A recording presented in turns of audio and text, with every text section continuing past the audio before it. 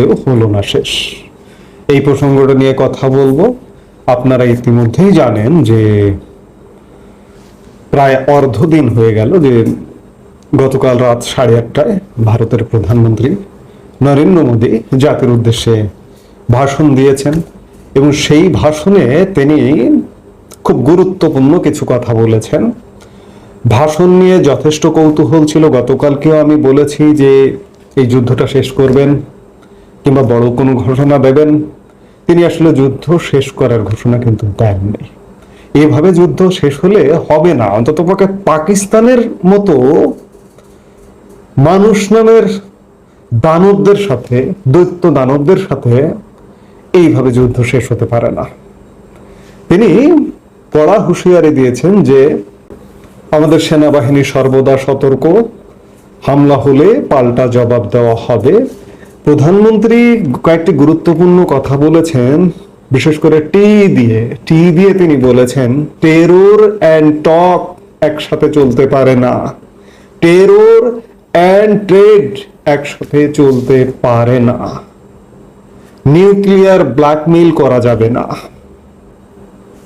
জল এবং রক্ত একসাথে বইতে পারে না। খুবই গুরুত্বপূর্ণ কথা কয়েকটি বলেছেন। সেই জায়গা থেকে তিনি বলেছেন যে যে কোনো ধরনের হামলা হলেই যোগ্য জবাব দেওয়া হবে, সেটিও বলেছেন, সেই বার্তাটি দিয়েছেন। এবং এই বক্তব্যে এটি স্পষ্ট যে এই যুদ্ধটা আসলে শেষ হলো না, বা এই সংঘর্ষটা শেষ হলো না, বা অপারেশন সিঁদুর এখনো জারি আছে, তবে সাময়িক স্থগিত আছে। দেখুন, পাকিস্তানকে আমি দৈত্য দানবের কথা বলছি।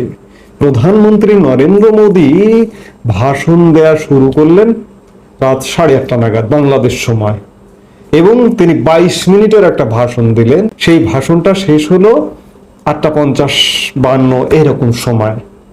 ঠিক 10:30টায় পাকিস্তানের আবার ড্রোন হামলা জম্মু কাশ্মীরের সাম্বা সেক্টরে।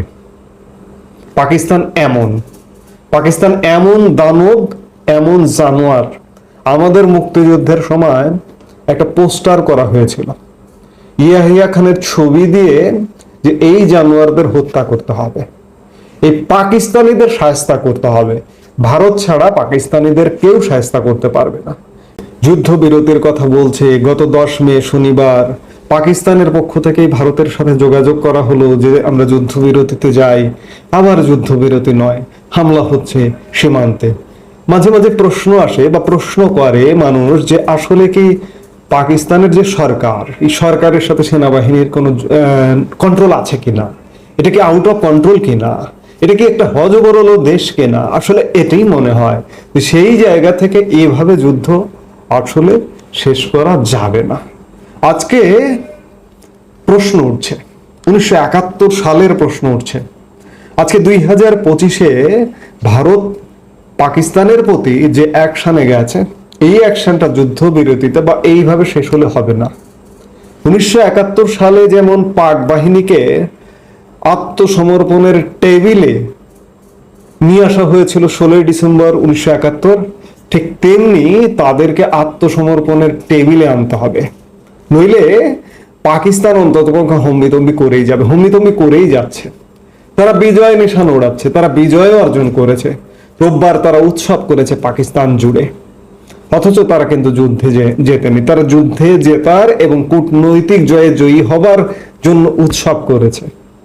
ভারতের এগুলো বোঝা দরকার, বুঝতে হবে। নিশ্চয়ই ভারত বোঝে, এবং বোঝে বলেই প্রধানমন্ত্রী নরেন্দ্র মোদী এই যুদ্ধ শেষ হয়েছে এটা কিন্তু বলেননি। অন্যদিকে পাকিস্তান নিজেরাই কিন্তু নাস্তানাবুদ, নিজ ভূখণ্ডে নিজেরাই নাস্তানাবুদ। আমি এই অঞ্চলের একজন মানুষ হিসেবে বলতে চাই যে পাকিস্তানের মুক্তিকামী কিছু অঞ্চল আছে। পৃথিবীর যে কোনো মুক্তিকামী অঞ্চলকে বৈশ্বিক সহযোগিতা ছাড়া মুক্তি লাভ করা অসম্ভব।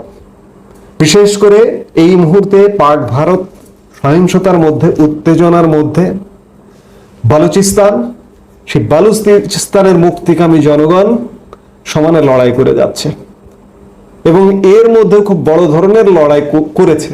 উদ্দেশ্যই হচ্ছে তারা মুক্তি চায়। বাংলাদেশ যেমন 1971 সালে মুক্তি লাভ করেছিল ভারতের সহযোগিতায়, আজকে ভারতের সহযোগী আমার বালুচিস্তানের কথা যখন আমার মনে পড়ে যায়, মনে হয় বালুচিস্তান আজকে 77 বছর যাবত জ্বলছে। আজকে বাংলাদেশেরও কিন্তু এই পরিণতি হতো। আমি যুক্তির পক্ষের মানুষ হিসেবে এটি মনে করি। বাংলাদেশ খুব সহজে মাত্র 23-24 বছরের সংগ্রামের পরেই 1971 সালে মুক্তি লাভ করেছে এবং ভারতের সহযোগিতায়। কিন্তু বালুচিস্তানের আশেপাশে, বালুচিস্তানের পাশে সেইভাবে জোরালোভাবে কেউ দাঁড়ায়নি বা কেউ দাঁড়াচ্ছে না এখন পর্যন্ত, যার কারণে তারা 77 বছর যাবত পাকিস্তান কর্তৃক নির্যাতনের শিকার, অন্যায়ের শিকার, বৈষম্যের শিকার হয়ে আসছে। সেই জায়গা থেকে ভারতের উচিত হবে, ভারতের এটি এখনো সিদ্ধান্ত নয়, ভারত এটিকে অভ্যন্তরীণ বিষয় হিসেবে দেখছে। ভারত যদি বালুচিস্তানকে স্বীকৃতি দেয়, যেমন বাংলাদেশকে স্বীকৃতি প্রথম আমি বলবো ভারতই স্বীকৃতি দিয়েছে।